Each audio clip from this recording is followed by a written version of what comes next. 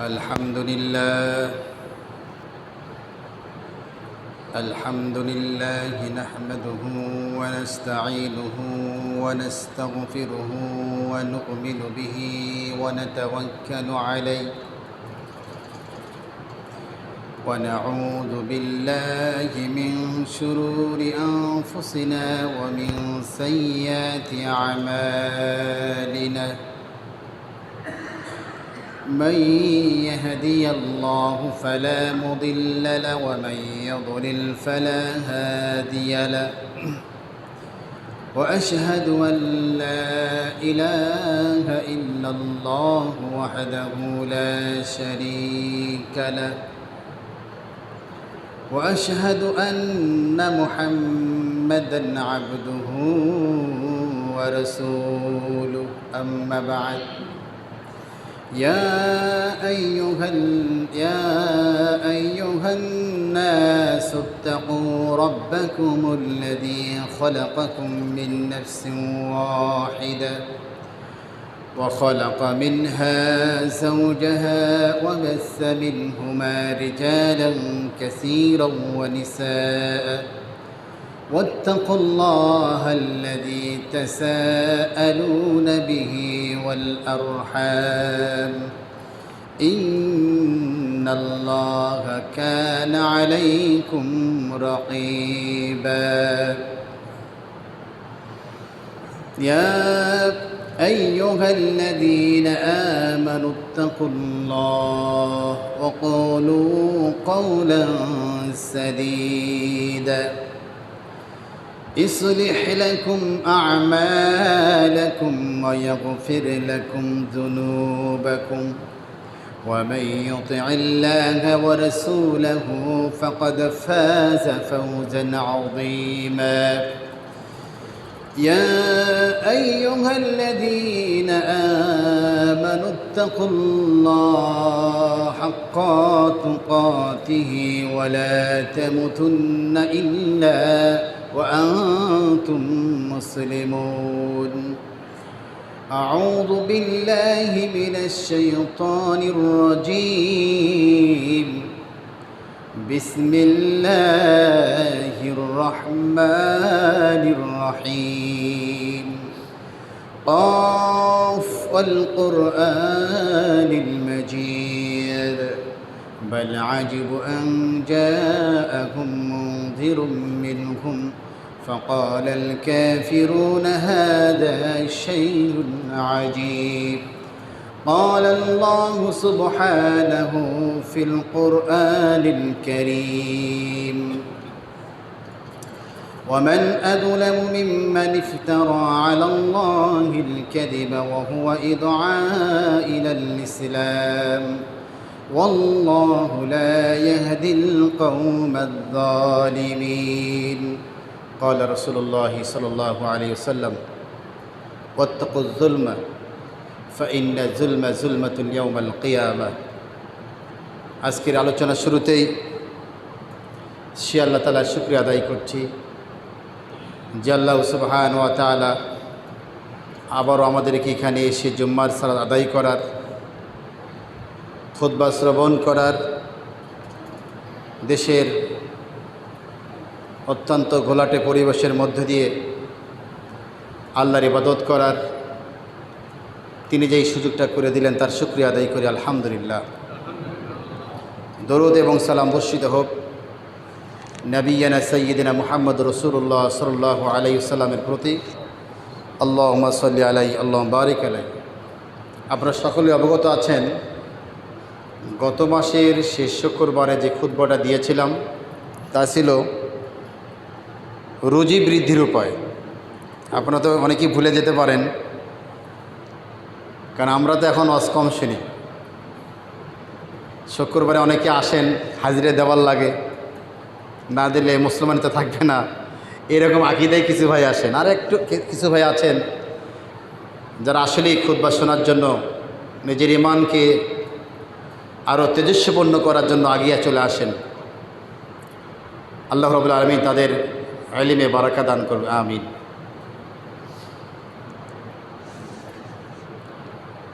আমি যে পয়েন্টগুলো নিয়ে আলোচনা করেছিলাম তার মধ্যে অন্যতম একটি পয়েন্ট ছিল যে যে কাজগুলো করলে আল্লাহ রুজিতে বরকত দেন তার মধ্যে একটা কারণ হলো, একটা পয়েন্ট হলো অধীনস্থদের প্রতি দয়া করা। যিনি যে বিভাগের প্রধান,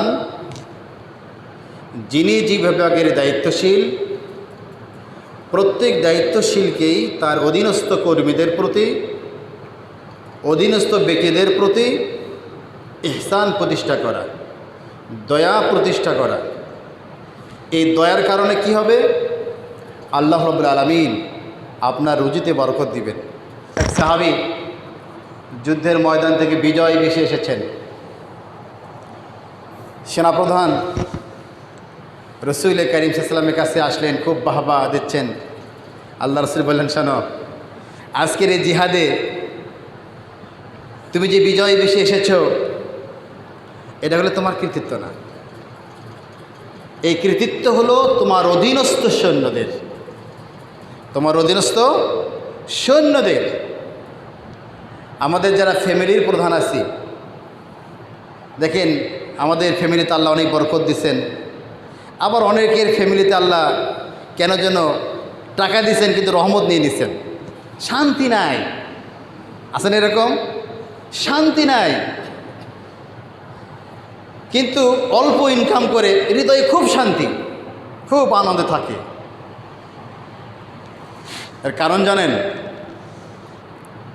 ওই যে বাড়িতে আপনার ছোট্ট বাচ্চাটা আপনার জন্য দোয়া করে, বাড়ির আপনার স্ত্রী আপনার অধীনস্থ যেহেতু উনি তাহাজ্জুদের সালাত করে আপনার জন্য দোয়া করে, আপনার বৃদ্ধ মা আপনার জন্য দোয়া করে, আপনার ওই বৃদ্ধ পিতাটা আপনার জন্য দোয়া করে, যার ফলশ্রুতিতে আল্লাহ সুবহানাহু ওয়া তাআলা আপনার এই সেক্টরগুলোতে বরকত দিয়ে রাখছেন। কি সুবহানাল্লাহ বলতে কষ্ট হচ্ছে নাকি আপনাদের? তাই কি না? তাহলে ইনসাফ প্রতিষ্ঠা করতে হবে। এই ইনসাফ যদি আমি প্রতিষ্ঠা করতে না পারি, আমি যদি জালেম হয়ে যাই, তাহলে আমার রুজির প্রতি আল্লাহর পক্ষ থেকে কি আসবে? বারাকা বন্ধ হয়ে যাবে। কথা কি বোঝা গেল? যুগে যুগে যুগে যুগে দুটি দলে বিভক্ত ছিল।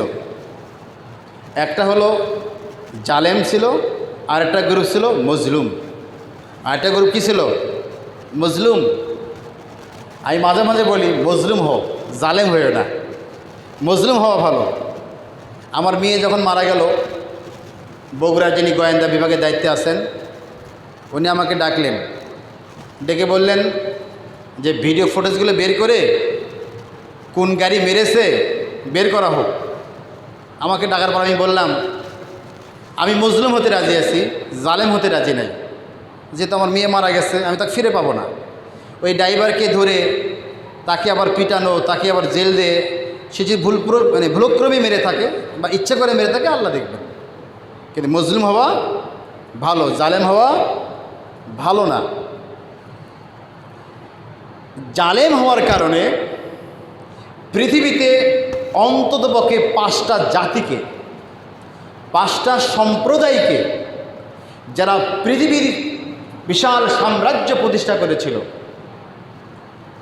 বিশাল শক্তিধর ছিলেন, পবিত্র কোরআনুল কারিমে এরকম 5টি জাতির কথা বলা হয়েছে যাদেরকে আল্লাহ সমূলে ধ্বংস করছেন। আল্লাহ কি করছেন? ধ্বংস করে দিয়েছেন। এই জন্য আমাদেরকে কি হতে হবে? দয়ালু হতে হবে, জালেম হওয়া যাবে না। আল্লাহ পবিত্র কালামে বিভিন্ন জায়গায় বলেছেন ইন্নাল্লাহা লা ইউহিব্বুজ জালিমিন, আল্লাহ জালেমদেরকে ভালোবাসেন না। ইন্নাল্লাহা লা ইয়াহদিজ জালিমিন, আল্লাহ জালেমদেরকে হিদায়াত করবেন না। কার কথা এটা? আল্লাহর কথা। জালেমেরও শ্রেণী বিন্যাস আছে, জালেমেরও কি আছে? শ্রেণী বিন্যাস আছে। ওইদিকে আমি পরে যাব। জুলুম করার কারণে পৃথিবীর সবচেয়ে বিশাল জাতি যারা পাহাড় কাটত, পাথরের পাহাড় কাটার মতো দক্ষতা রাখত, আপনাদের মতো টিনে ঘরে থাকতো না, এরকম বিল্ডিং ঘরে থাকতো না। ওদের কাজ ছিল পাথরের পাহাড়গুলো কেটে কেটে বাড়ি নির্মাণ করা। এবং সেই পাথরগুলোকে নিজেরা খোদাই করেছেন, দেখলে মনে হবে বর্তমানে ইঞ্জিনিয়ারও পাবে না। এদের নাম হলো আদ, আর একটা নাম হলো সামুদ। আল-হাক্কাতু মাল-হাক্কা ওয়া মা আদরাকা মাল-হাক্কা কাযযাবাত সামুদ ওয়া আদুন বিল-ক্বারিআহ فأما ثمود فأهلكوا بالطاغية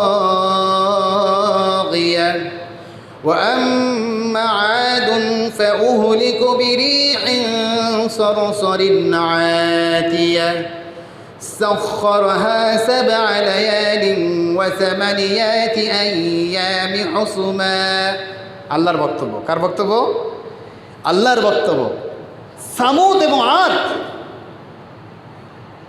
এদেরকে একটা জাতিকে আল্লাহ ধ্বংস করেছেন বিকট আওয়াজ দিয়ে, আর একটা জাতিকে ধ্বংস করেছেন বিরিহিন সরসরিন আতিয়া। 8 ইয়ামিন, 8 দিন রজনী, 8 রজনী দিয়ে এই বাতাস প্রবাহিত করে, বিষাক্ত বাতাস দিয়ে এদেরকে ধ্বংস করার জন্য কোনো অস্ত্র লাগেনি। আর এক জাতিকে ধ্বংস করার জন্য অস্ত্র লাগেনি। এদেরকে আল্লাহ রাব্বুল আলামিন, এরা এত বড় জালেম ছিল, নবীদের প্রতি এত বড় অত্যাচার করেছেন, আল্লাহ সুবহানাহু ওয়া তাআলা একটা বিকট শব্দ দিয়ে একটা জাতিকে ধ্বংস করে দিয়েছেন, আর প্রমাণ বাতাস দিয়ে আর একটা জাতিকে ধ্বংস, আদ জাতিকে ধ্বংস করে দিয়েছেন। আপনারা শুনেছেন কওমে লূত, তাহলে আদ সামুদ দুটো জাতি গেল। আর হলো কওমে লূত, লূত আলাইহিস সালাতু ওয়াস সালামের কওমকে আল্লাহ সম্মিলে ধ্বংস করেছেন। কেমনে? এরা ছিল সমকামিতা, পুরুষে পুরুষে সমকামিতা করত। লূত আলাইহিস সালাতু ওয়াস সালামের বাড়িতে স্বয়ং ফেরেশতারা এসেছেন। লূত আলাইহিস সালাম নিজেও জানেন না এরা ফেরেশতা। লূত আলাইহিস সালাম নিজেও জানতেন না এরা ফেরেশতা। বদেরা চারিদিকে ঘিরে ফেলছে, এই লূত, তোমার বাড়িতে যে ছেলেবেলা আসলে দাও, এত সুন্দর সুন্দর যুবক। লূত আলাইহিস সালাম অসহায় হয়ে তাদেরকে বললেন, আমার মেয়ে আছে, মেয়েকে নিয়ে যাও। এক পর্যায়ে এই সুন্দর লোকগুলো লূত আলাইহিস সালামকে বলতেছেন, লূত তুমি চলে যাও, তুমি যখন চলে যাবে পেছনের দিকে তাকাবে না। বলছে না, তোমাদেরকে ধ্বংস করবে, এরা তোমাদের সাথে খারাপ ব্যবহার করবে, তুমি তো মেহমান। বলছে না, আমি আল্লাহর প্রেরিত ফেরেশতা। আমি কি আল্লাহর প্রেরিত ফেরেশতা? দেখেন, ওমা ইয়ানতিকু আনিল হাওয়া ইন হুয়া ইল্লা ওয়াহয়ু ইউহা। তারপর কি আছে? আল্লামাহু শাদীদুল কুওয়া, আল্লামাহু শাদীদুল কুওয়া, যে হযরত জিবরাইল আলাইহিস সালামের কথা বলা হচ্ছে এখানে, যে কত শক্তিশালী তিনি, ফেরেশতারা কত শক্তিশালী। লূত আলাইহিস সালাম চলে যাচ্ছেন, আর লূতের জাতিরা এত এত বড় জালেম ছিল যে নবী অতিষ্ঠ হয়ে গিয়েছেন, রাসূলগণ অতিষ্ঠ হয়ে গেছেন, পেছন দিকে তাকাচ্ছেন না। ফেরেশতারা মাটিকে তুলে আবার নিচে ফেলে দিয়ে বিশাল এলাকা ধ্বংস করে, যেটাকে সাগরে পরিণত হয়েছে, যে সাগরের বর্তমান নাম হলো ডেড সি। কী নাম? ডেড সি, যেখানে এখনো পর্যন্ত জীবিত মানুষকে ফেলে দিলে ডুবে যায় না। কথা কি বোঝা গেল? তাহলে 3টা জাতি গেল। কয়টা জাতি গেল? কওমে নূহ, নূহ আলাইহিস সালাতু ওয়াস সালামের কওম। আল্লাহ কোরআনে কারিমে বলেছেন, এই লূত যখন এই নূহ আলাইহিস সালাতু ওয়াস সালাম 40 বছর নবুয়তে পেয়েছেন, 950 বছর জীবিত ছিলেন। নূহ আলাইহিস সালাতু ওয়াস সালাম তাদের কাছে যেতেন দাওয়াতের জন্য, কুল ইস্তাগফির রাব্বাকুম ইন্নাহু কানা গাফফারা। হে আমার সম্প্রদায়ের লোকেরা, তোমরা একবার আল্লাহর কাছে তওবা করো, একবার ক্ষমা চাও। আরে আল্লাহ তো বিশাল ক্ষমাশীল, তোমরা ক্ষমা চাইলেই আল্লাহ ক্ষমা করে দিবেন। ওরা কানের মধ্যে লোক দিয়ে বলতেন, হ্যাঁ নূহ যাও এখান থেকে, তোমার কথা শুনতে চাই না, যাও যাও যাও যাও। আল্লাহ রাব্বুল আলামিনের এই নবী 1 নয় 2 নয় 950 বছর ছিলেন। রব্বি লা তাযর আলাল আরদি মিনাল কাফিরিনা দাইয়ারা, বদদুয়া শুরু করলেন, এদের অত্যাচারে বদদুয়া শুরু করলেন। স্বয়ং নবী হয়ে তার কওমের সঙ্গে পাচ্ছেন না, তার জাতির সাথে পাচ্ছেন না, এত অত্যাচার তারপর করেছেন।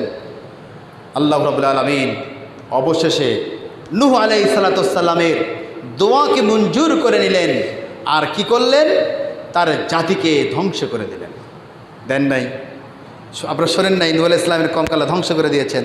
তবে একটা কথা মনে রাখবেন, লূত আলাইহিস সালামের বন্যটা কত বড় ছিল, তার এলাকায় ছিল না, সারা পৃথিবীতে ছিল।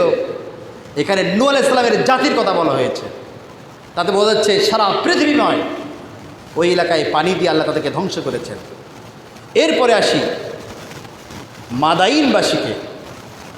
এই মাদাইনবাসীরা বড় জালেম ছিলেন, বড় অত্যাচারী ছিলেন।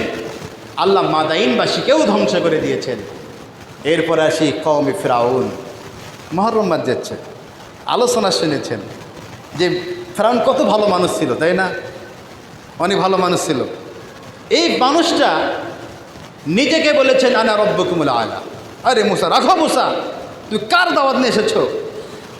যে মুসা আলাইহিস সালামকে হত্যা করার জন্য বনি ইসরাইলের সন্তানদেরকে, ছেলে সন্তানকে, পুত্রদেরকে বিনা দ্বিধায় জবহ করেছে। আল্লাহ কোরআনে বলেছেন ইউযাব্বিহুনা আবনাআকুম ওয়া ইস্তাহয়ুনা নিসাআকুম ওয়া ফী যালিকুম বালাউম মির রাব্বিকুম আযীম ওয়া ইয ফাররাকনা বিকুমুল বাহরা। বনি ইসরাইলকে ডেকে আল্লাহ বলছেন, বনি ইসরাইল, আজকের ইহুদিরা একটা বড় বদমায়েশ, এর আগে থেকেই গাদ্দার, আল্লাহর সাথে গাদ্দারি করেছে এরা। এই গাদ্দারদেরকে আল্লাহ স্মরণ করে দিচ্ছে, আরে ইসরায়েল, ফিলিস্তিনেরা, এই ইহুদিরা, তোমরা কি ভুলে গেলে যখন ফিরআউনের দলবল তোমাদেরকে পিটায়া একেবারে সাগরের কাছে নিয়ে গেছিল? ইউযাব্বিহুনা আবনাআকুম ওয়া ইস্তাহয়ুনা নিসাআকুম। আরে তোমাদের ছেলেদেরকে, মেয়েদের বুক ফেরে সন্তান বের করেছিল।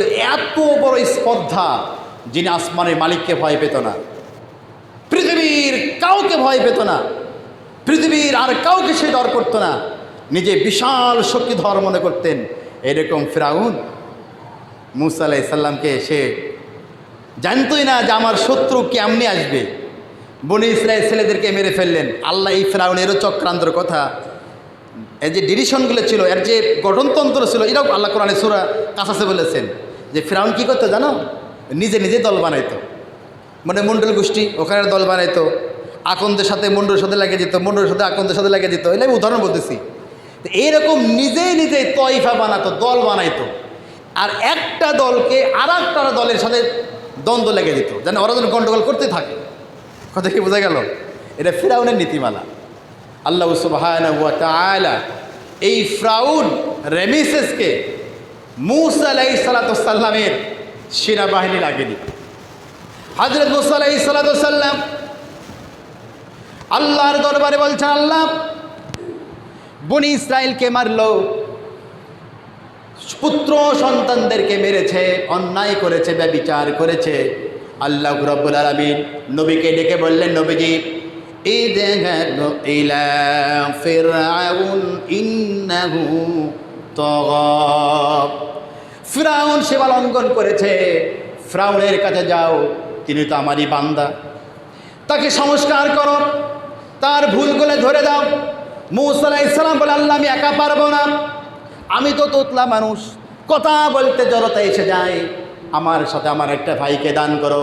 আল্লাহ রাব্বুল আলামিন হযরত মূসা আলাইহিস সালামের সঙ্গে দায়ী হিসেবে সোনের ছোট ভাই হযরত হারুন আলাইহিস সালামকে দিয়ে দিলেন।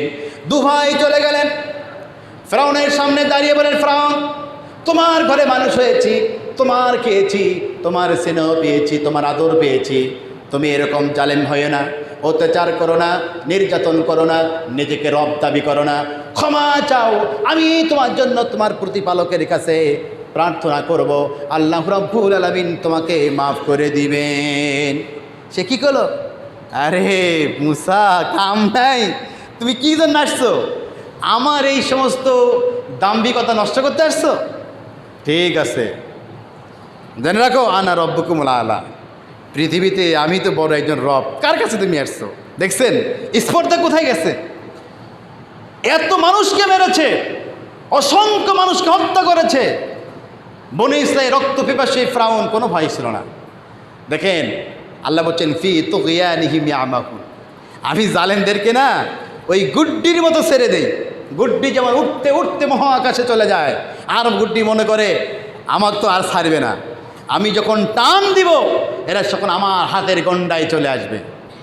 এরকম করে ফিরআউনকে ধ্বংস করার জন্য পৃথিবীর একটা গুলু লাগেনি, মূসা আলাইহিস সালামের তরবারি লাগেনি। মূসা আলাইহিস সালামের মওজুদা তরবারি লাগছে নাকি? লাগছে নাকি? লাগছে। আল্লাহ বলছেন বাগিয়াউ আদুয়া, আমি যখন একে মারলাম এর ব্রেনটাকে গরম করলাম। কি করছে? মাথা গরম করে ফেলছে। আল্লাহ কি করছেন? আমার ব্রেনটাকে গরম করে ফেলছে। চিন্তা করলো ওই ব্যাটার ব্রেন এটা আসলো না, এত বড় নদী, এত বড় সাগর, মাঝখানে পানি দ্বিখণ্ডিত হয়ে গেল, রাস্তা তৈরি হয়ে গেল, আরে পানি দাঁড়িয়ে আছে, এটা তো আমার জন্য নয়, নিশ্চয়ই মূসার জন্য। আমি যদি যাই আমার বিপদ হতে পারে, এটা তো মানে সাধারণত হয় না। সে কী করলো? আরে যাও। আল্লাহ বলছেন বাকি ও আদোয়া, এ তো সীমা লঙ্ঘন করছে, মানে এমন সীমা লঙ্ঘন, মাথা গরম করে সেনাবাহিনী সব নেমে গেছে। আল্লাহ এমনভাবে মারলেন, ওকে তো মারলেন ওর সেনাবাহিনীকে মারলেন। তো বেচারা খুব চালাক ছিল। কি ছিল? চালাক ছিল। যখন চারিদিক থেকে পানি এসে গেল, ফিরআউন বুঝতে পেরেছেন এই দীর্ঘ জীবনের আল্লাহর প্রভুত্ব দাবি এখন আর চলবে না। হযরত মূসা আলাইহিস সালামের জন্য আল্লাহ রাব্বুল আলামিন পথ বের করে দিয়েছিলেন। আমার ভুল হয়ে গেছে এই পথে নামাটা, আমার ভুল হয়ে গেছে মূসার বাহিনীর সঙ্গে লড়াই করাটা, আমার ভুল হয়ে গেছে সারা জীবন অত্যাচার করাটা। তাই তিনি বলছেন আমানতু আন্নাহু লা ইলাহা ইল্লাল্লাযী আমানাত বানু ইসরাঈল ওয়া আনা মিনাল মুসলিমিন। আরে আমি তো এখন মুসলমান। আমানতু আন্নাহু লা ইলাহা ইল্লাল্লাহ, আমি ফিরআউন ঈমান নিয়ে এসলাম। কার প্রতি? সে আল্লাহর প্রতি, যে আল্লাহর প্রতি বনি ইসরাঈল ঈমান এসেছে। আল্লাহ বলছে আলান সারা জীবন শয়তানি করলা, অসংখ্য বনি ইসরাঈল মা বোনদের তুমি আমার বাণীদের বুককে ফেরে সতের সন্তান বের করে অত্যাচার করেছো, নির্যাতন করেছো, হত্যা করেছো। এখন বলছো আমি তোমার গোলাম, আমি ঈমান নিয়ে এসলাম। এই ঈমানের দরকার কি আল্লাহর আছে নাকি? আল্লাহ বলছে ঠিক আছে, তুমি যে আমার কাছে মুসলমান দাবি করলা, আমি তোমার জন্য একটা জিনিস কবুল করলাম, কিয়ামত পর্যন্ত তোমার এই দেহটাকে, অখণ্ডিত দেহ, এই দেহটাকে আমি কিয়ামত পর্যন্ত অক্ষত রেখে দেব জালেমেদের জন্য। কাদের জন্য? জালেমদের জন্য। এই জালেমেরা যেন তোমাকে দেখে আর শিক্ষা নেয় যে পৃথিবীর জালেমদেরকে আল্লাহ কেমনে শিক্ষা দেয়। আমার ভাইয়েরা, এবার আসি পৃথিবীর এরকম বিশাল বড় বড় জালেমদের জাতিকে যারা শুধু জুলুম করেছে, আল্লাহ রাব্বুল আলামিন এদেরকে ধ্বংস করে দিয়েছে। এই জন্য জালেম হওয়া যাবে না। এটা বিশাল বড় একটা পাপ, এমন একটা পাপ, এই পাপ দুনিয়াতে ক্ষমা আল্লাহ করতে চান না। এরপরে আসেন যারা মজলুম হয় পৃথিবীতে, তারা দুর্বল হয়। এই দুর্বলের কি মনে রাখবেন, এই দুর্বলের শক্তিশালী, এই দুর্বলই প্রকৃত শক্তিশালী। যেমন দেখেন বিশ্বনবী মুহাম্মদ রাসূলুল্লাহ সাল্লাল্লাহু আলাইহি ওয়াসাল্লাম, তিনি মজলুম ছিলেন। আবু জাহাল সাহাবায়ে কিরামকে বেঁধে চাবুক দিয়ে পিটাইয়া রক্তাক্ত করেছেন, করেন নাই? আবু জাহাল করে নাই? আবু জাহালের নেতৃত্বে হযরত বিলাল রাদিয়াল্লাহু তাআলা আনহু, উমাইয়া ইবনে খাল দড়ি বেঁধে রাস্তার এই পার থেকে মদিনার রাস্তা দিয়ে কুত্তা যেমন মানে বাচ্চারা টেনে টেনে নিয়ে যায়, হযরত বিলালকে টেনে টেনে নিয়ে গেছে আর পিঠের গায়ের চামড়া ছিলে পিঙ্কিতে রক্ত বাড়ায়। বিলালের হুঁশ নাই, জ্ঞান নাই। বুকে পাথর বেঁধে পাখে মরু প্রান্তরে রেখে বুকে পাথর দিয়ে বলছে বিলাল এখন একটু দেখতে বুঝতে তো পারছো, এখনো সময় আছে, তুমি তোমার পূর্বের ধর্মে ফিরে আসো। বিলাল বলছেন আহাত আহাত আহাত, নিঃস্ব দুর্বল মানুষ, যেমন যায় অবস্থা, যখনই তাকে বলেছে পূর্বের ধর্মে ফিরে আসো, ঈমানের শক্তি তাকে সমস্ত যন্ত্রণাকে অপেক্ষা করে তিনি অন্তকে বলছেন আহাত আহাত আহাত। উমাইয়া ইবনে খাল, কার কাছে তুমি এসেছো? আমি বিলাল বলছি তোমার সমস্ত শাস্তি বরণ করতে রাজি আছি, আল্লাহর এই দিন থেকে এক বিন্দু সরে যেতে আমি রাজি নই। তুমি আমাকে মারতেই পারো। যেদিন বদরে যুদ্ধ হয়ে যায়, তাকে মৃত্যু, এই জালেমদের মৃত্যু কেমনে হয়? আব্দুল্লাহ ইবনে মাসউদকে যে মারছে, এই আবু জাহালকে মারার জন্য ওমরের মতো সিংহ পুরুষ লাগে নাই, আবু বকরের মতো সিংহ পুরুষ লাগে নাই, উসমানের মতো সিংহ পুরুষ লাগে নাই। লাগছে নাকি? কারে লাগছে? আল্লাহ রে মারছেন ছোট্ট বাচ্চা দিয়ে। কারে দিয়ে মারছেন? মাস মুআজ, দুই ভাই। বদরের প্রান্তরে গিয়ে আব্দুর ইবনে আউফ রাদিয়াল্লাহু তাআলা আনহুকে বলছেন, চাচা এই জিহাদের ময়দানে রসুলের এক সবচেয়ে বড় শত্রু নাম কি? তিনি বললেন আবু জাহাল। ওই লোকটা কোথায়? বলছে তোমরা এখানে কেন? তোমরা তো ছোট মানুষ। বলছেন শোনেন, আমার রসুলের সবচেয়ে বড় শত্রু, আমি তাকে মারার জন্য এসেছি। এই জিহাদের ময়দানে ওকে আমি খুঁজতেছি। বলছে বাবা তোমরা ছোট মানুষ, এই জিহাদের মধ্যে তোমরা টিকতে পারবে না, তোমাদেরকে তো মেরে ফেলবে। বলছে না, আমি আমার মায়ের কাছ থেকে বিদায় নিয়ে এসেছি, আমি রসুলের শত্রুকে খতম করার জন্য। আব্দুর রাও বলছেন ওই যে দেখছো, ওই যে পায়চারা করছে, হাঁটাহাঁটি করছে, ওই যে ফর্সা করে লোকটা, ওই যে সুন্দর লোকটা দেখতে পাচ্ছ, হুঙ্কার দিচ্ছে, উনি হচ্ছেন আবু জাহাল। হ্যাঁ আচ্ছা ঠিক আছে ঠিক আছে। আব্দুর রাও বলছে আমার সামনে, তিনি বর্ণনা করছেন আমার সামনে ক্ষিপ্রতার সাথে এই ছোট্ট দুটি শিশু সবকে অপেক্ষা করে আবু জাহালের সামনে তরবারিতে আঘাত করলেন। তরবারির আঘাতে একটা পা পড়ে গেল, তিনি নিচে পড়ে গেলেন। এক ভাই গলাতে চাকু লেগে দিলেন। আকরামা ছিলেন, আকরামা রাদিয়াল্লাহু তাআলা আনহু বলতে হবে, কেন আকরামা আবু জাহালের ছেলে। কিন্তু পরবর্তী সময় অষ্টম হিজরিতে আকরামা ইসলাম গ্রহণ করেন। কি গ্রহণ করেন? ইসলাম গ্রহণ করেন। আকরামা দেখলেন আমার বাবা দুনিয়াতে বিদায় নিচ্ছে, আর এই নির্মমভাবে একটা শিশুর কাছে পরাজিত, এত বিশাল বড় শক্তিশালী সাহাবীরা থাকতে, এত বড় বড় যোদ্ধা থাকতে আমার বাপ একেবারে অসহায় হয়ে শিশুর কাছে পরাজিত।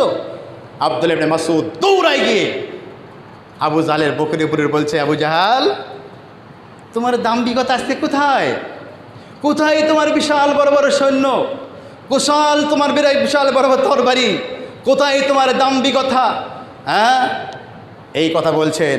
তখন উনি বলেছিলেন রাহিকুল মাকতুম, হে আব্দুল্লাহ ইবনে মাসউদ তুমি আমার মাথাটা কেটে একটু উঁচু করে রেখে দিও, যেহেতু আমি শিশুর হাতে বিদায় নিলাম, আমি জানি তুমি আমাকে মেরেই ফেলবা, আমার মাথাটা উঁচু করে রাখো। তাই কি রাখবেন? নির্মমভাবে এই জাহালের মৃত্যু আল্লাহ করে দিয়েছেন। দিন ভাইয়েরা, পৃথিবী জুড়েই এক জাতি মজলুম আর এক জাতি জালেম। এই জালেমেরা বেশি দিন টিকতে পারে না। 1924 সাল ইসলামী খেলাফত নষ্ট করার সবচেয়ে বড় নায়ক কামাল পাশা, যিনি মিশরের ইসলামী খেলাফতকে ধ্বংস করে দিয়ে আমাদের মা এবং বোনদের বোরকাকে খুলে দিয়ে, মুখোশকে খুলে দিয়ে বলেছিলেন বেপর্দায় চলতে হবে, কোনো পর্দা চলবে না। মসজিদগুলোকে তিনি ধ্বংস করেছিলেন। আয়না নামক আয়না সফিয়া নামে মসজিদটাকে তিনি মসজিদ ভেঙ্গে দিয়ে তিনি জাদুঘর বানিয়েছিলেন।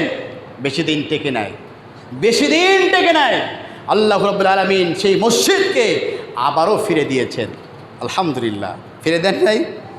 দেখেন তাকিয়ে আফগানিস্তানকে দখল করেছিল, দুর্বল কাছে বিশাল শক্তিশালী আমেরিকা পরাজিত হয়েছে। এইরকম আল্লাহ সুবহানাহু ওয়া তাআলা বলছেন আয-যুলমু যুলমাতুল ইয়াউমাল কিয়ামা, পৃথিবীর জালেমেরা সাবধান হয়ে যাও, পৃথিবীর জালেমেরা থেমে যাও, জুলুম করা বন্ধ করো। যদি জুলুম করতে চাও, আমি আপনাদের ব্যক্তিগত জীবন, সামাজিক জীবন, রাষ্ট্রীয় জীবন, সকল জীবন থেকে নিজেকে জালেম বানাবেন না। জালেম বলতে ওই যে একটা রিক্সা চালক 10 টাকা বেশি চেয়েছিল, আপনি গালে একটা থাপ্পড় মেরেছেন, আপনার শক্তি আছে না, গালে মারছেন থাপ্পড়, তো দুর্বল। ও বললো স্যার আমাকে মারলেন, এই যে থাপ্পড়টা মেরেছেন এটা গেলে আপনি জুলুম করেছেন। ওই যে মোটরসাইকেল দিয়া রাস্তার মধ্যে এমন করে রাখছেন যাত্রীরা হাঁটতে পারে না, এটাও একটা জুলুম, এটাও একটা কি জুলুম। কথা কি বোঝা গেল? আপনি আপনার বাপকে বলছেন চুপ, এই বাপকে ঝাড়ি মারলেন, এটা একটা জুলুম, এটা জুলুম না?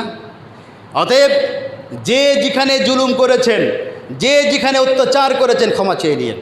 কারণ রাসূল করিম সাল্লাল্লাহু আলাইহি ওয়াসাল্লাম বলছেন কিয়ামতের ময়দানে মা হুল মুফলিস, আরে মুফলিস কাকে বলে, নিঃস্ব কাকে বলে? হে আমার সাহাবীরা তোমরা কি বলতে পারো?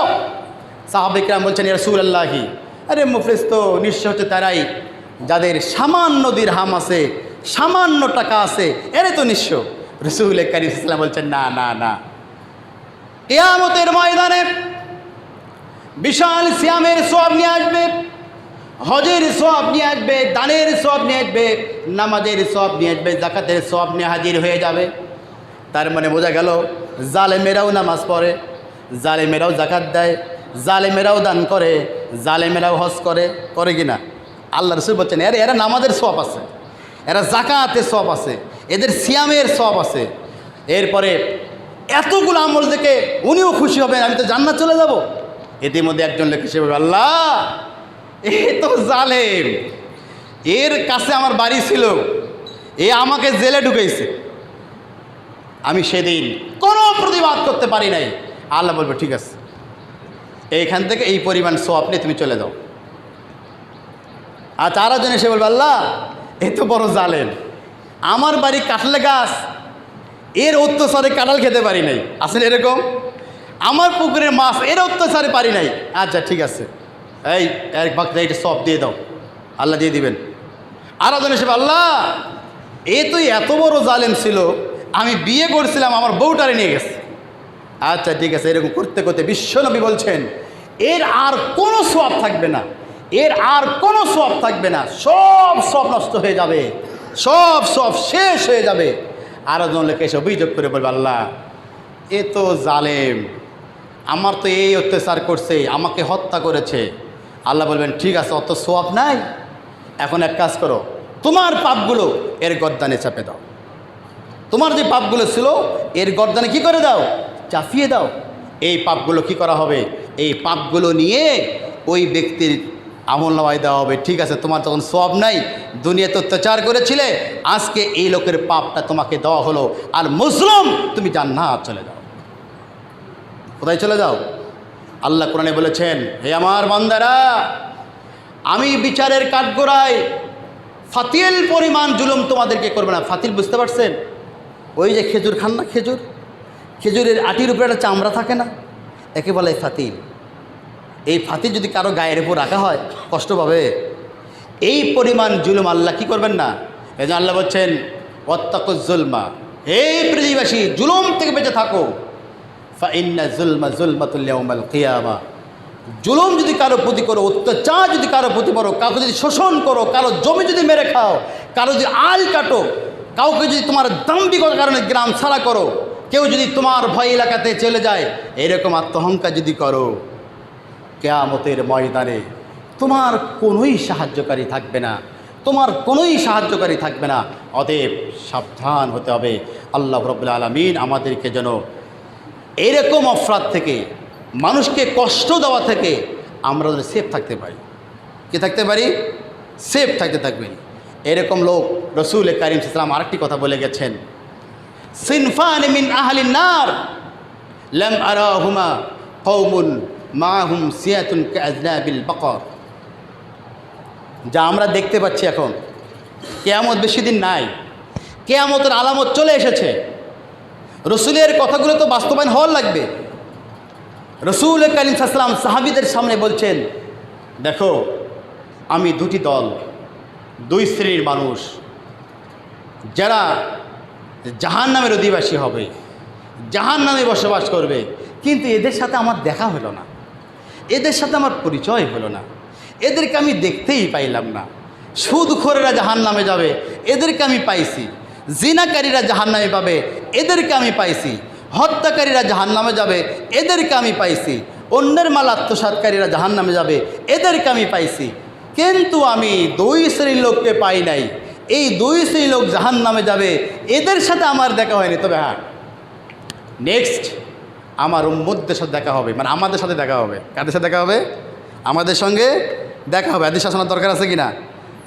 কওমুন মাহুম সিয়াতুন কাযনামিল বাকর ইয়াদরিবুনা বিহান নাস।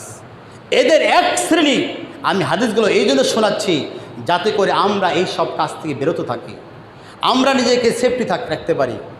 এক শ্রেণী হলো যাদের হাতে গরুর লেজের মতো লাঠি থাকবে, ইয়াদরিবুনা বিহান নাস, এই লাঠি দিয়ে মানুষকে মারবে। গরুর লেজের মতো লাঠি এখন পাওয়া যায় কি না জানি না, তো এরকম লাঠি দিয়ে মারবে, একদিকে মোটা আর একদিকে চিকন। একদিকে মোটা লাঠি, গরুর লেজের একদিকে মোটা আর একদিকে চিকন না, এরকম সেকল লাঠি দিয়ে মানুষকে মারবে আর মারবে। রসুল বলছে আমার সাথে সাক্ষাৎ হয় নাই, এদের সাথে আমার সাক্ষাৎ হয় নাই, কিয়ামত আগ পর্যন্ত আমার উম্মতেরা জেনে রাখো এইরকম এক শ্রেণীর লোক আসবে, এরা জাহান্নামের অধিবাসী হবে, এই লাঠি দিয়ে মানুষকে মারবে। অনিসাউন কাসিয়াতুন আরিয়াতুন মুবিলাতুন মাইলাতুন। আর এক শ্রেণী হচ্ছে ওই সব নারীরা, যেসব নারীরা বস্ত্র পরিহিত বিবস্ত্র নারী, যারা পোশাক পরে থাকবে, কিন্তু এমন সুন্দর পোশাক আল্লাহর সৃষ্টির কোন জায়গা কোথায় আছে সব দেখা যায়। মনে হয় এরকম পোশাক এখন নামিনি, আরও দেরি আছে মনে হয়, তাই না? এরকম পোশাক মানে আরও দেরি আছে, যে এমন পোশাক পরবে যে পোশাক পরলে মনে হচ্ছে লোকটা এমনি বসেই পরেনি। এরপরে মুবিলাতুন মাইলাতুন।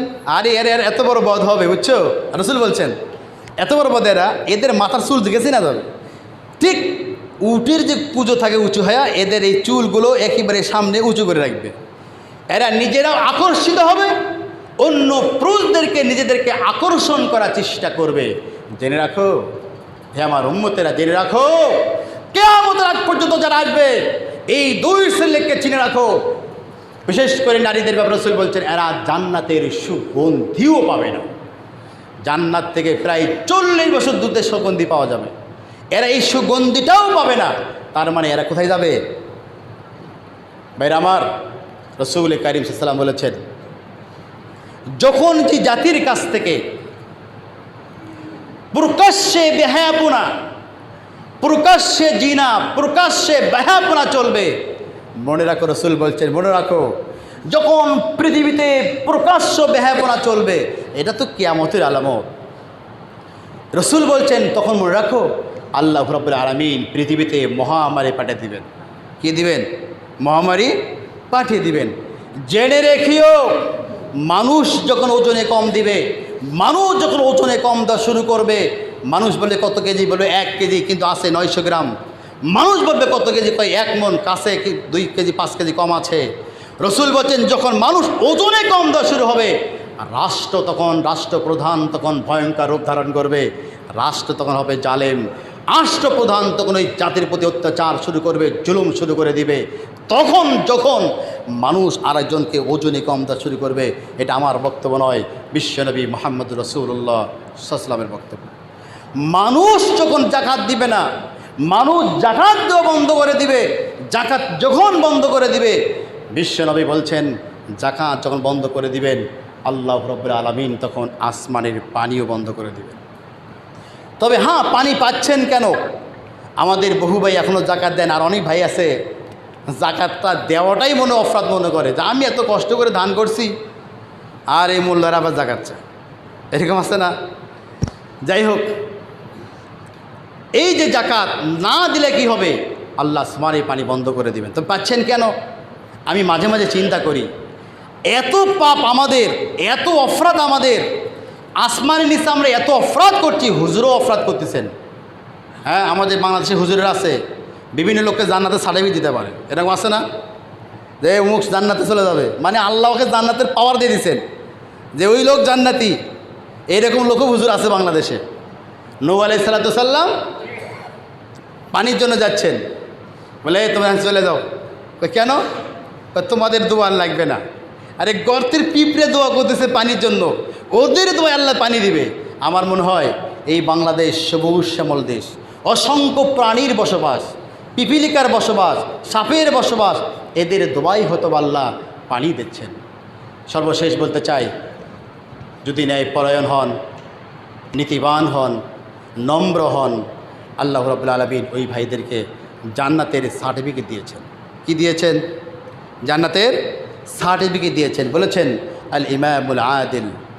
জেনে রাখো পৃথিবীতে যারা ন্যায়পরায়ণ, পৃথিবীতে যারা ন্যায়পরায়ণ, এই ন্যায়পরায়ণ শাসক, ন্যায়পরায়ণ প্রধান, ন্যায়পরায়ণ চেয়ারম্যান, ন্যায়পরায়ণ মেম্বার, ন্যায়পরায়ণ গ্রামবাসী, এদের জন্য আল্লাহ রাব্বুল আলামিন কিয়ামতের ময়দানে আরশের ছায়া দিয়ে সাহায্য করবেন।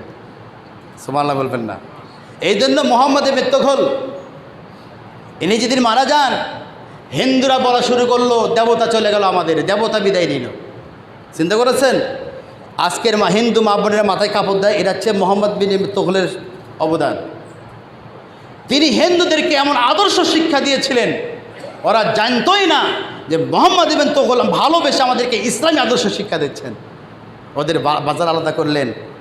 এই মোহাম্মদ বিন তোগল, তার কাছে বিচার আসলো। এক হিন্দু আর মুসলমান, আগে থেকে এরকম ছিল গলাবাজি আর নম্রবাজি আছে না? যার গলা জোর বেশি ওই মিথ্যাকে সত্য বানাতে পারে, আর যার গলা জোর কম সত্যবাদী হলেও ওই মিথ্যাবাদী হয়ে যায়। তো হিন্দু বলছেন, দেখেন আমি কোনো অপরাধী না, আর মুসলমান তো জানে আমিও মুসলমান, আরে মোহাম্মদ ইবনে তোগল মুসলমান, গায়ের জোরে বলতেছে না ওই অপরাধী। মোহাম্মদ ইবনে তোগল মার দিলেন। তখন খেলাফত ছিল মসজিদে, বিচার হতো মসজিদে। মসজিদ হল নামাজের জায়গা না, মসজিদ নামাজের জায়গা, বিবাহের জায়গা, বিবাহ মানে বিনোদনের জায়গা, শিশুদের খেলার জায়গা, এটা পাঠ্যশালায়। কথা কি বোঝা গেল? আপনারা মনে করেন না নামাজ পড়লেই মসজিদের দায়িত্ব শেষ, না, নামাজ মসজিদ অনেকগুলো কাজ আছে মসজিদে। মোহাম্মদ ইবনে তোগল লাঠি দিয়ে মারলেন। মারার পরে তিনি বললেন, হে মোহাম্মদ ইবনে তোগল, তুমি যে আমাকে মারছো, তুই চরম অন্যায় করলে, আমি অপরাধ করিনি। কিন্তু তাকে ছেড়ে দেওয়া হলো। গোয়েন্দা প্রধানকে তিনি ডাকলেন, ডাকে বললেন, এই হিন্দু যুবকটাকেই মারলাম, আমি মারি আর আমার খালি বলে আপনি অন্যায় করলেন, আমি অপরাধ করিনি। তোমাকে দায়িত্ব দিলাম, তদন্ত করে দেখো আদৌ এই অপরাধটা কে করল। দেখছেন, রাষ্ট্রপ্রধান, গোয়েন্দা প্রধান কিছু রিপোর্ট করে বলছেন, স্যার মুসলমানই তো অপরাধী। তাই নাকি? হ্যাঁ, ডাকো ডাকো ডাকো, হিন্দু যুবককে ডাকো। কারণ যুলমাতুল ইয়াউমাল কিয়ামা, আমি যে তার প্রতি অত্যাচার করেছি, আমি রাষ্ট্রপ্রধান হলে হবে কি, কিয়ামতের ময়দানে আল্লাহর সাহায্য আমার জন্য থাকবে না। ওই হিন্দুকে ডাকো। ডেকে নিয়ে আসা হলো। শেষ করে দিচ্ছি 1 মিনিটের মধ্যে, 1 মিনিট। পরিশেষে হিন্দু যুবককে ডেকে নিয়ে এসে তিনি বললেন, তুমি আমাকে মারো। হিন্দু যুবক বললেন, না, আপনি মারছিলে, আমার গায়ে খালি ছিল, কামো গাও খালি করলে মারো। এই লাঠি তো ছিল না, ওই লাঠি নিয়ে আসো। লাঠি দেওয়ার পরে তিনি বলছেন, আস্তে মারলেন। আস্তে মারলে কে? আমি তো জোরে মারলাম। তখন তিনি বললেন, হে মোহাম্মদ ইবনে তোগল, আমি আপনাকে মারতে আসিনি, আপনি ভুল করেছেন, সেটা থেকে সরে এসেছেন, এই জন্য আমি আপনাকে মাফ করে দিলাম। আমি আপনাকে বলতে চাই, আসুন, যদি রুজিতে বরকত পেতে চান, মালে বরকত পেতে চান, জানে বরকত পেতে চান, দুনিয়াতে রহমত পেতে চান, আখিরাতে বাঁচতে চান, সকল প্রকারের ছোট বড় সকল প্রকারের জুলুম থেকে নিজেকে রক্ষা করুন। আল্লাহ রাব্বুল আলামিন আমাদেরকে যেন জালেমের কাতার থেকে রক্ষা করেন, আমিন। আল্লাহ যেন আমাদের সকলকে যেন হেফাজত করেন, আমাদের দেশকে যেন হেফাজত করেন, দেশের জনগণকে যেন হেফাজত করেন। আল্লাহ সকলে যেন আমরা দোয়া করি, আল্লাহ রাব্বুল আলামিন সকল বালা মুসিবত থেকে যেন আমাদের রক্ষা করেন, আমিন।